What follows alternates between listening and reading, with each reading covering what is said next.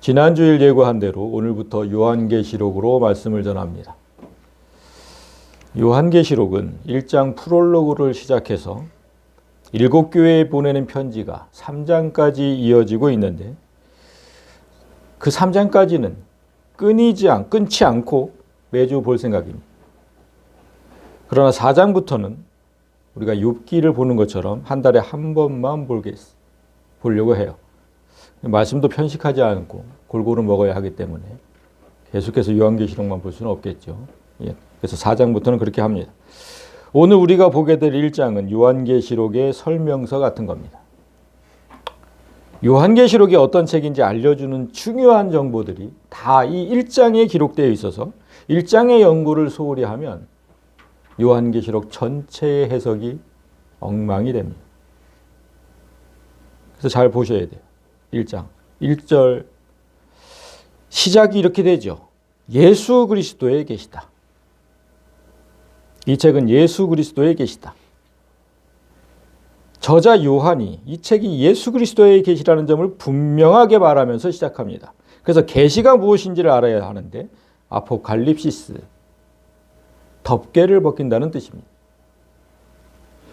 덮개가 씌워져 있어서 그 안에 뭐가 들어있는지 도무지 알 수 없었는데 아무도 알지 못했어요. 그런데 드디어 그 덮개가 벗겨져서 그 안에 무엇이 들어있는지 알게 되었다는 뜻입니다. 그런데 그 앞에 예수 그리스도가 붙어 있죠. 제가 지난주에도 말씀드렸는데 예수라는 이름은 사람이 없으면 존재하지 않는 이름입니다.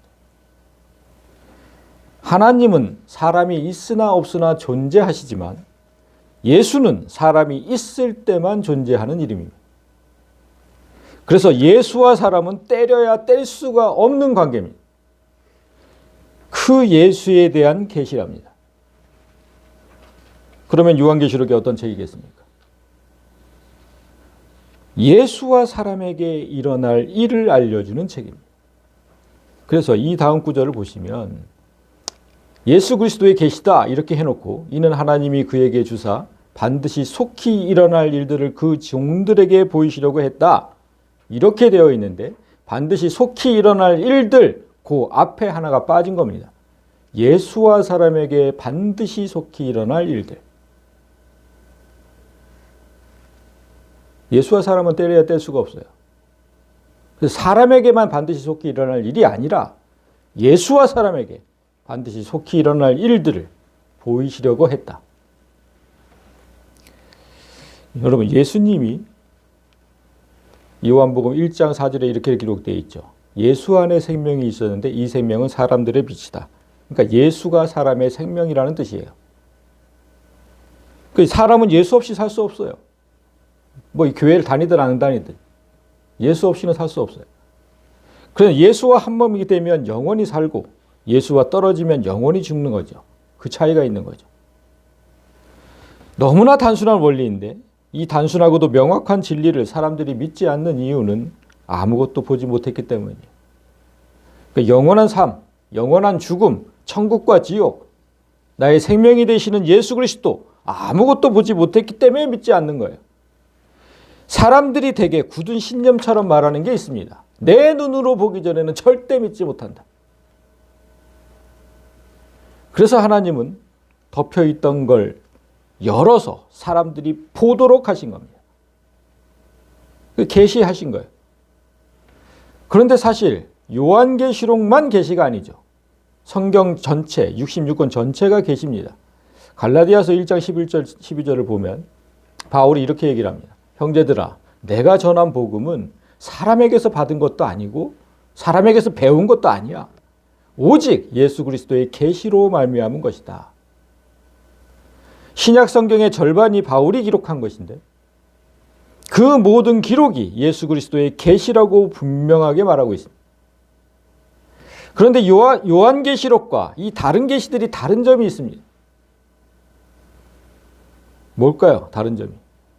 다 계시인데 요한계시록은 좀 달라요. 여러분 언박싱이라는 말을 들어보셨어요? 언박싱? 저렇게 상자가 테이프로 봉해져 있는 상자가 있습니다. 근데 그 테이프를 뜯고 상자를 연다. 그게 언박싱이라고 해요. 선물을 누군가에게서 선물을 받았어요. 또는 주문한 택배가 도착을 했어요. 그때 상자를 열 때의 그 기대와 기쁨이 있지 않습니까? 어떤 상품이 들어있을까? 그런 거. 젊은 세대들이 그 감정을 언박싱이라는 단어로 표현을 하더라고요. 그러니까 요한계시록의 그 계시가, 이런 기쁨, 요한계시록의 그 계시가 바로 언박싱입니다. 열어보고서 너무나 기쁘고 놀라워요. 다른 계시들은 저자가 하나님의 말씀을 듣고 기록한 것인데, 요한계시록은 요한이 본 것을 기록한 겁니다. 그게 큰 차이예요. 7교회에 쓴 편지를 제외하고 4장부터는 그 사실을 분명하게 알리고 있습니다. 4장 1절이 이렇게 시작해요. 이 일 후에 내가 보니, 그때 5장도 똑같아요. 내가 봄에, 6장도 내가 봄에, 7장도 이 일 후에 내가 보니, 8장도 내가 봄에, 9장도 다섯 천사가 나팔을 불매 내가 보니, 10장도 내가 또 보니, 계속해서 내가 본 거. 그걸 기록한 게 요한계시록이에요. 백문이 불여일견이라는 말이 있죠. 100번 듣는 것보다 한 번 보는 게 훨씬 나아요. 그만큼 요한계시록의 저자 요한은 다른 성경의 저자들보다 훨씬 더 확실한 계시를 기록한 겁니다. 그렇다면 궁금한 게 생기죠. 하나님은 왜 요한에게 보는 계시를 주셨을까? 요한이 기록해야 하는 게 미래에 관한 일이기 때문이에요. 여러분, 사람은 한 번도 겪어보지 못한 일을 말로 설명하면 이해를 할 수가 없어요. 예를 들어서 성경은 예수님 재림하시는 날 지금의 하늘과 땅이 사라진다고 말을 하고 있거든요.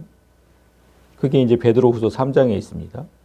주의 날이 도둑같이 오리니 그날에는 하늘이 큰 소리로 떠나가고 물질이 뜨거운 불에 풀어지고, 주의 날, 예수님 다시 오시는 날이에요. 분명히 미래죠. 그래서 우리는 여기에 적힌, 이 말씀에 적힌 현상을 한 번도 경험해 본 적이 없고 이 말씀을 이해할 수도 없어요. 저 하늘이 큰 소리와 함께 사라진다. 그게 무슨 뜻일까요? 저 파란 하늘이. 무슨 뜻일까요, 여러분? 상상이 돼요? 갑자기 파란 하늘 없어지고 깜깜한 우주가 보인다는 뜻일까요?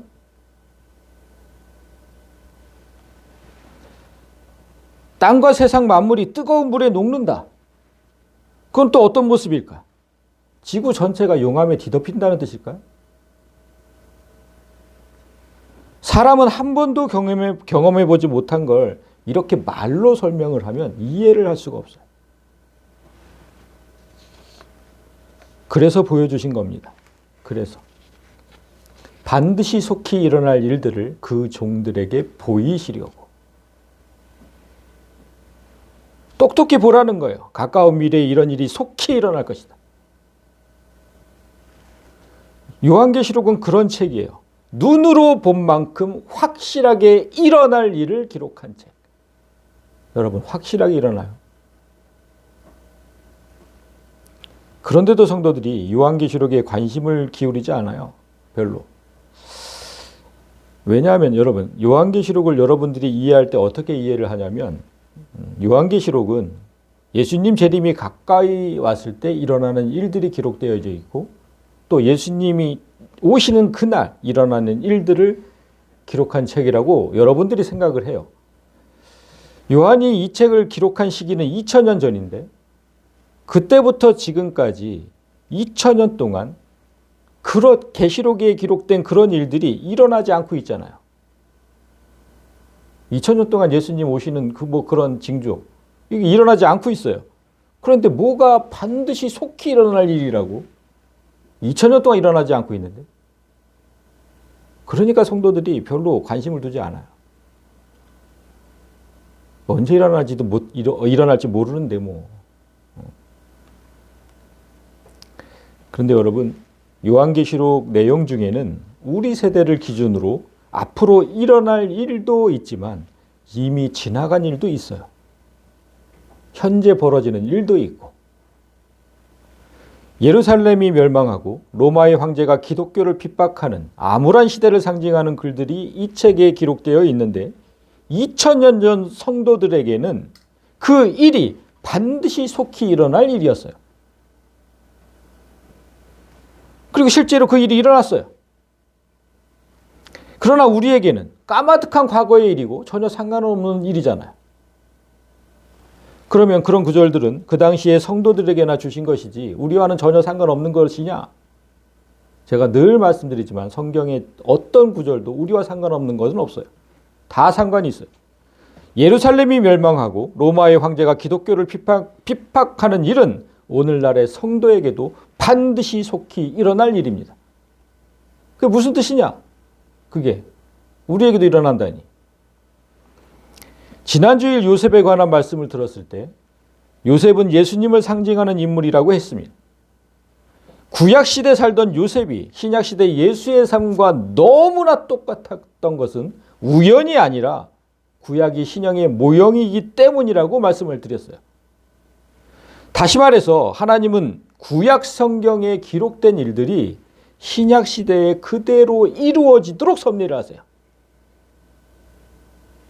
자, 예를 들어볼까요? 예수님이 겟세마네 동산에서 기도를 마치셨을 때 이제 붙잡혀 가실 거예요. 그 기도를 마치셨을 때 대제사장의 수하들이 예수님을 잡으러 와요.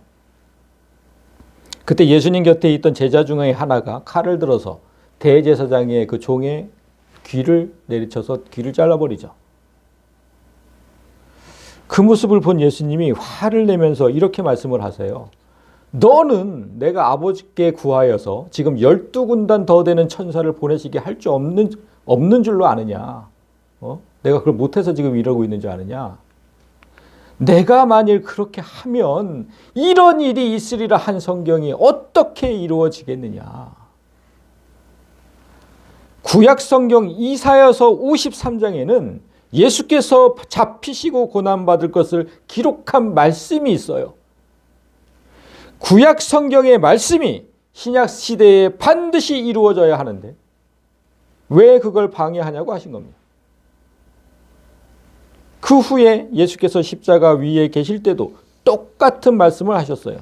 그 후에 예수께서 모든 일이 이미 이루어진 줄 아시고 성경을 응하게 하려 하사 구약 성경을 이루어지게 하려고 하사 이르시되 내가 목마르다 하시니 십자가에 달려서 극심한 고통 가운데 있던 그때도 구약 성경의 기록이 신약 시대에 이루어지게 하려고 목마르다고 하셨어요. 구약 성경에 대체 어떤 구절이 있었길래 그 극한 상황에 그런 말씀을 하셨을까? 시편 69장에 있습니다. 그들이 쓸개즙을 나의 음식물로 주며 목마를 때에는 식초를 마시게 하였사오니. 이 시는 다윗이 쓴 것인데 다윗은 예수님을 상징하는 대표적인 인물이죠. 구약시대 다윗에게 일어난 일들이 신약시대 예수님께 그대로 이루어지게 하시려고 목마르다고 하신 겁니다. 예수님 의도대로 사람들이 예수께 쓴 음료를 주었을까요? 요한복음 19장 거기 신포도주가 가득히 담긴 그릇이 있는지라 사람들이 신포도주를 적신 해면을 우슬주에 메어 예수의 입에 대니 그대로 이루어졌습니다. 여러분 그래서 하나님의 섭리 방법을 깨달아야 합니다. 하나님은 구약시대에 일어난 일이 반드시 신약시대 오늘날 일어나게 하십니다. 그래서 성경을 보는 거예요. 구약 성경을. 그 의미는 하나님은 성경에 기록된 일들이 반드시 나에게 일어나게 하신다는 거잖아요. 근데 성경을 안 봐요? 성경 안에 세상에 일어날 일과 내 삶에 일어날 일 모두가 기록되어 있는데 성경을 읽지 않아서 내게 무슨 일이 일어날지 모르고 살아간다면 그거 얼마나 어리석은 일입니까? 세상 사람들은 그렇게 살죠. 내게 무슨 일이 일어날지 모르고. 근데 우리는 성경을 읽잖아요. 읽질 않아. 그래서 나한테 무슨 일이 일어날지 몰라. 그리고 똑같이 살아가 세상 사람들과. 예루살렘이 멸망하고 로마의 황제가 기독교를 핍박하는 일은 초대교회 성도에게만 속히 일어날 일이 아니라 예루살렘이 멸망하는 일은 오늘날의 교회가 무너지는 일로 일어나고 있고, 로마 황제의 핍박은 현대의 교회가 사탄의 핍박을 받는 일로 우리에게 속히 끊임없이 일어나는 일입니다. 이런 구절에 오해가 있으시면 안 돼요. 반드시 속히 일어날 일들 우리에게 다 일어나는 거예요. 이제 이 계시가 어떻게 우리에게 전해졌는지를 볼 차례입니다. 여러분 1장을 자세히 보시면 이 계시가, 자 보세요. 예수 그리스도의 계시인데 이는 하나님이 그에게 주었대요. 그가 누굽니까? 예수예요. 예, 하나님이 예수님에게 주었대요. 그리고 그 종들에게 보이시려고 예수께서 그의 천사를, 그러면 예수님이 천사에게 주었다는 거죠. 그리고 그 천사를 그 종 요한에게 보냈대요. 천사가 또 요한에게 알려준 거예요. 그리고 요한이 우리에게 준 거죠. 자, 이렇게 된 겁니다. 4단계에 걸쳐서 우리에게 왔어요. 이 계시가. 왜 이렇게 복잡한 절차를 거쳤을까요? 다른 성경처럼 하나님이 요한이 우리에게 전하면 딱 2단계면 돼요. 그런데 지금 4단계가 된 거는 하나님이 예수님에게 주셨다. 저 단계 때문에 한 단계가 추가가 됐고, 그다음에 예수님이 또 천사에게 주었다. 2단계 때문에 또 한 단계가 추가가 됐어요. 그래서 4단계가 된 거예요. 하나님이 예수님께 주셨다는 이 말씀은 대체 무슨 뜻일까? 여러분 한번 머리로 한번 그려보세요. 하나님이 하늘 보좌에 앉아 계세요. 그리고 그 보좌 앞에는 예수님이 서 계세요. 그래서 하나님이 말씀하세요. 이 계시를 너에게 주노라. 이런 이미지를 떠올리면 우린 순식간에 유치부 아이들이 되는 겁니다.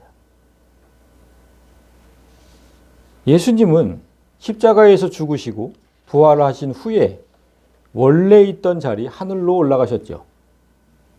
하늘로 올라가시는 일을 예수님은 이렇게 말씀하셨습니다. 요한복음 13장을 보면 6월절 전에, 6월절이 예수님 돌아가시는 날이에요. 그 돌아가시기 전에 예수께서 자기가 세상을 떠나 아버지께로 돌아가실 때가 이른 줄 아시고 세상에 있는 자기 사람들을 사랑하시되 끝까지 사랑하셨다. 이 세상을 떠나 아버지께로 돌아간다. 그 의미를 사람처럼 생각하면 안 돼요. 제가 이제 이천을 떠나서 제주도에 계시는 아버지께로 돌아가야겠다. 이렇게 생각하는 것과 똑같이 생각하면 안 된다는 거예요. 이 말씀이 무슨 뜻인지 우리가 조직신학에서 배웠어요. 기억나시는 분이 있을지 모르겠는데 우리가 하나님을 아버지라고 부르잖아요. 왜 아버지라고 부를까요? 하나님이 전체이시기 때문에요. 우주 전체, 하나님은. 우리처럼 개체가 아니에요. 전체세요. 모든 걸 낳는 분이라서 아버지라고 부르는 겁니다. 전체는 모든 개체를 낳거든요. 그 전체가 없으면 개체가 나옵니까? 그래서 우리가 아버지라고 부르는 거예요. 예수님은 원래 그 전체이신 아버지셨어요. 그런데 잠시 동안 33년간만 개체가 돼서 오셨죠. 전체에서 나와서 개체가 되었기 때문에 아들이라고 부른 거예요. 그때만 33년간만. 그러나 그 개체의 삶을 마칠 때가 되었을 때 다시 전체의 자리, 아버지로 돌아간다고 말씀하신 거예요. 난 이제 다시 아버지의 자리로 간다. 전체의 자리로 간다. 그렇게 말씀하신 거예요, 이건. 그래서 지금 예수님은 전체의 하나님으로 계세요. 따라서 하나님이 예수님에게 주셨다는 저 의미는 예수께서 다시 전체의 하나님이 되셨다는 뜻이에요. 내가 너에게 주노라. 이런 거 생각하시면 안 돼요. 예수님이 전체의 하나님이 되셨다. 그러니까 원래 하나님은 사람이 존재하든 안 하든 영원히 존재하시는 하나님이시지만 이제 전체로 계시는 하나님은 어떤 하나님?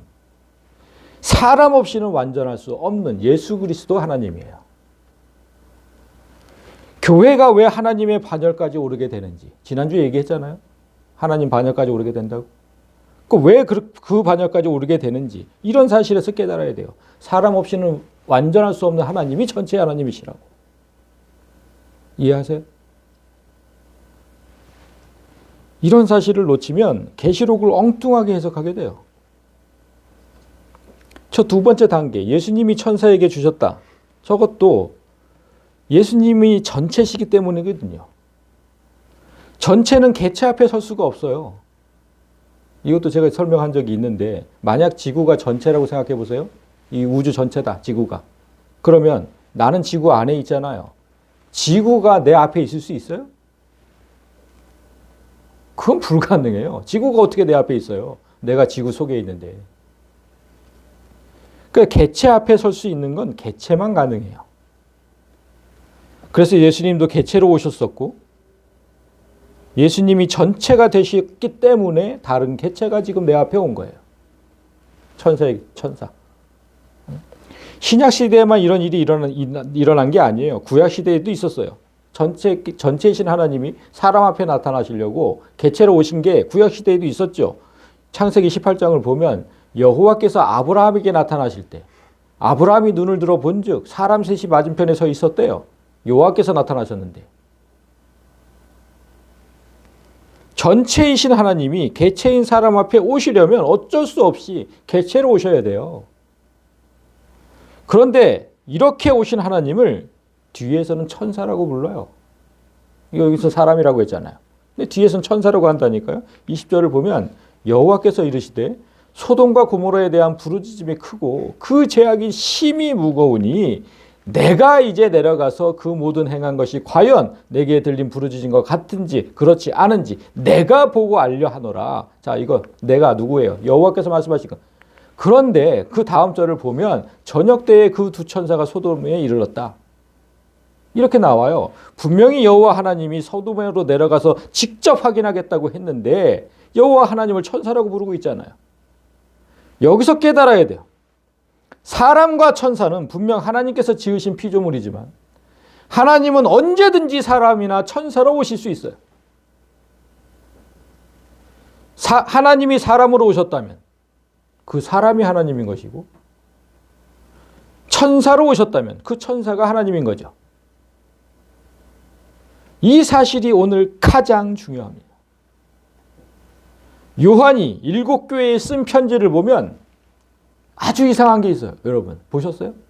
아주 이상한 거? 7교회에 쓴 편지예요. 그럼 수신자가 누가 돼야 돼요? 7교회의 성도들이 돼야 되잖아요. 그런데 그렇지 않아요. 수신자가 성도들이 아니라 천사예요. 에베소 교회의 사자에게 편지하라. 에베소 교회의 천사에게 편지하래요. 우리가 아니에요. 다 그래요. 다. 서머나 교회의 사자 천사에게 편지하라. 버가모 교회의 천사에게 편지하라. 두아디라 교회의 천사에게 편지하라. 사데 교회 천사에게 편지하라. 빌라델비아 교회의 천사에게 편지하라. 라오디게아 교회의 천사에게 편지하라. 하나님은 요한에게 7교회에 편지하라고 하시면서 그 수신자를 분명히 천사라고 못 박습니다. 왜 성도들이 아니라 천사들일까요? 그리고 그 천사의 정체는 대체 뭘까? 교회마다 수호 천사가 있나 보다. 이렇게 생각하면 또다시 유치부로 가야 되는 거예요. 수호 천사. 그게 아니라 여러분, 제가 좀 전에 말씀드렸잖아요. 아브라함 앞에 나타나시는 하나님이 천사로 지칭됐잖아요. 이 편지의 수신자 천사는 교회와 한 몸이신 예수 그리스도의 영이에요. 예수 자체예요. 4, 5절을 볼까요? 요한은 아시아에 있는 7교회에 편지하노니 이제도 계시고 전에도 계셨고 장차 오실 이와 그의 보좌 앞에 있는 7 영과 또 충성된 증인으로 죽은 자들 가운데서 먼저 나시고 땅의 임금들의 머리가 되신 예수 그리스도. 이 문장의 구조를 보면, 자, 이제도 계시고 전에도 계셨고 장차 오실 예수 그리스도. 이게 첫 번째고요. 그 다음에 그의 보좌 앞에 보좌 앞에 있는 일곱 영의 예수 그리스도. 이게 두 번째고요. 죽은 자들 가운데서 먼저 나시고 땅과 임금들의 머리가 되신 예수 그리스도. 이게 세 번째. 이렇게 된 구조예요. 이 말씀의 전체 뜻이 뭐냐면 예수님은 성부, 성자, 성령이 하나 된 진정한 삼위일체 하나님으로 지금 계신다는 거예요.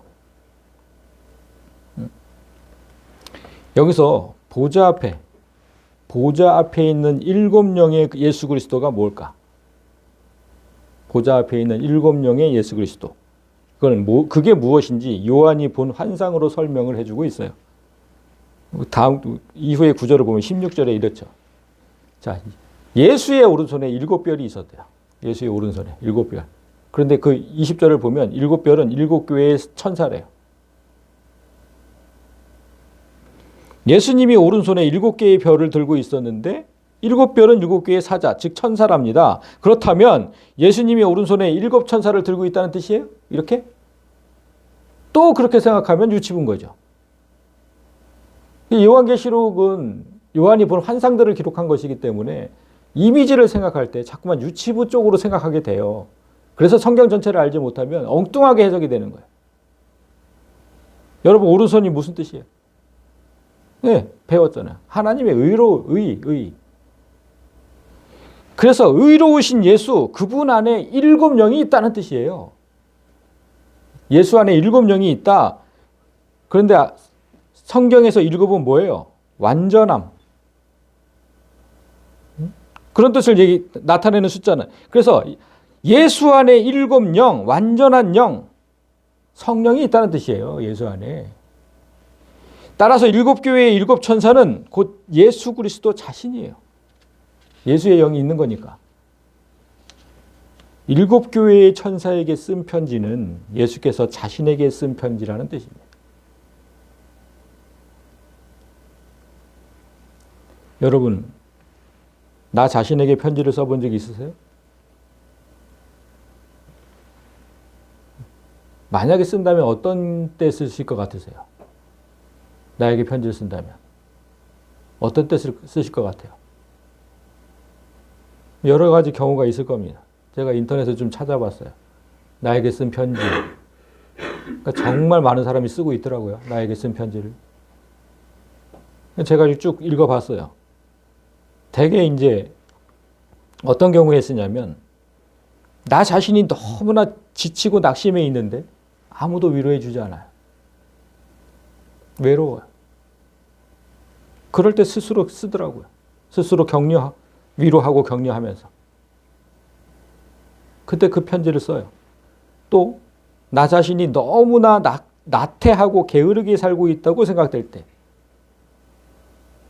그렇게 살지 말자고 격려하며 다짐할 때 또 쓰기도 하더라고요. 일곱 교회에 쓴 편지는 자기 몸인 교회의 머리인 예수께서 쓰신 거예요. 한 몸이잖아요. 자기 몸인 교회. 그 머리께서 쓰신 거예요. 머리가 몸에게. 자신에게 쓰신 거예요. 세상이 알아주지 않는다고 해서 낙심할 필요 없다.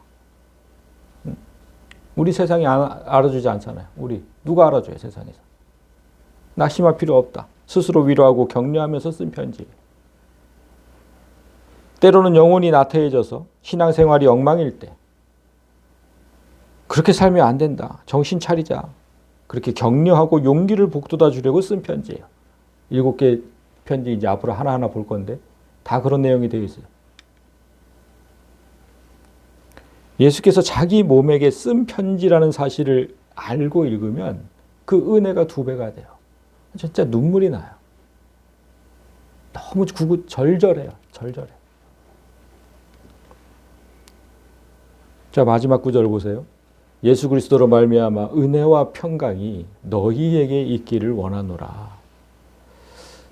너희에게, 교회에, 예수의 몸인 교회에 있기를 원하노라. 우리를 사랑하사 그의 피로 우리 죄에서 우리를 해방하시고 그의 아버지 하나님을 위하여 우리를 나라와 제사장으로 삼으신 그에게 영광과 능력이 세세토록 있기를 원하노라. 아멘. 여기서 6절의 번역이 너무나 아쉽습니다.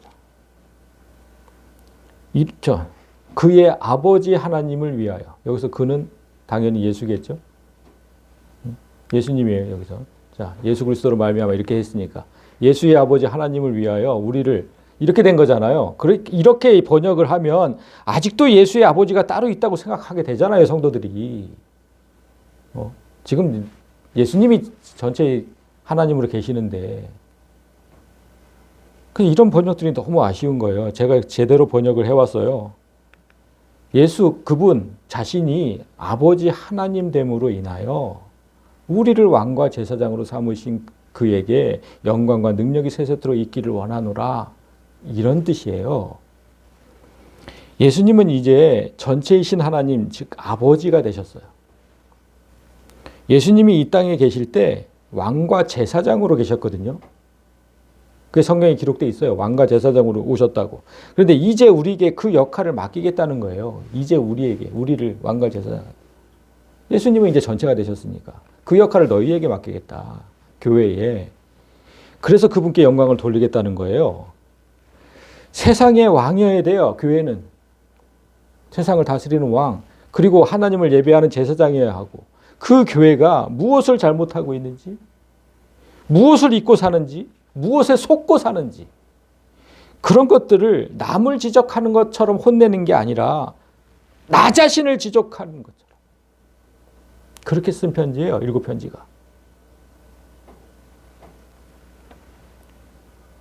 여러분, 오늘 요한계시록으로 처음 말씀을 전하는데 좀 어려웠을 겁니다. 이 책이 어려운 이유는 요한이 본 환상을 기록한 것이잖아요. 그런데 그 환상을 볼 때 어떻게 봤냐면 전체를 본 게 아니에요. 조각조각을 본 거예요. 조각조각을. 여러분, 이런 퍼즐을 해보신 적 있으시죠? 퍼즐, 저런 거. 저 잘 보세요. 조각마다 형상이 있어요. 저렇게 조각마다. 저 새 형상도 있고, 뭐 사람 형상도 있고. 다 형상이 있어요. 그런데 하나의 조각만으로는 전체 그림이 뭔지를 알 수 없죠. 저 예수님 전체인데. 알 수가 없어요. 한 조각 한 조각 맞춰질 때마다 서서히 전체 그림이 윤곽이 드러나죠. 요한계시록이 딱 그래요. 한 조각만 보고, 저 한 조각만 보고, 아, 이건 어떤 뜻일 거야. 전체 그림을 유추하면 100% 틀린 답이 나와요. 그래서 어려운 거예요, 요한계시록 해석이. 요한은 이런 퍼즐 같은 계시를 우리에게 전하는 것이라고 말을 하고 있어요. 요한은 하나님의 말씀과 예수 그리스도의 증거, 곧 자기가 본 것을 다 증언하였다. 자, 그러니까 무슨 뜻이냐면 요한계시록에는 요한이 귀로 들은 하나님의 말씀도 있고 또 눈으로 본 예수에 관한 증거도 있다는 거예요. 말씀과 환상을 조합해서 퍼즐을 맞춰가야 되는데 하나만 잘못 맞춰도 전체 그림이 나오질 않아요. 이런 어려운 작업을 해야 돼서 이 계시의 수신자는 정해져 있어요. 아무나 할 수 없어요. 그 해석을. 그 수신자가 누구냐? 요한은 아시아에 있는 7교회에 편지한다. 이렇게 되어 있어요. 자, 아시아에 있는 7교회가 이 계시의 표면적인 수신자이지만 성경에서 7이라는 숫자는 아까 말씀드렸듯이 완전함 또는 전체를 의미하는 숫자여서 완전한 교회, 전체 교회가 수신자예요. 그렇다면 완전한 교회가 뭐냐? 자, 우리 눈에 이런 교회, 세상에 널려 있는 교회, 우리 눈에 보이는 이런 교회는 알곡과 가라지가 섞여 있어요. 그래서 불완전한 교회예요. 완전하지 않아요, 교회가. 불완전한 교회라고 얘기를 해요. 하지만 하나님 눈에만 보이는 교회는 알곡들만 있어요. 그게 진짜 교회고 완전한 교회예요. 알곡들이 세계 곳곳에 흩어져 있을 거 아닙니까?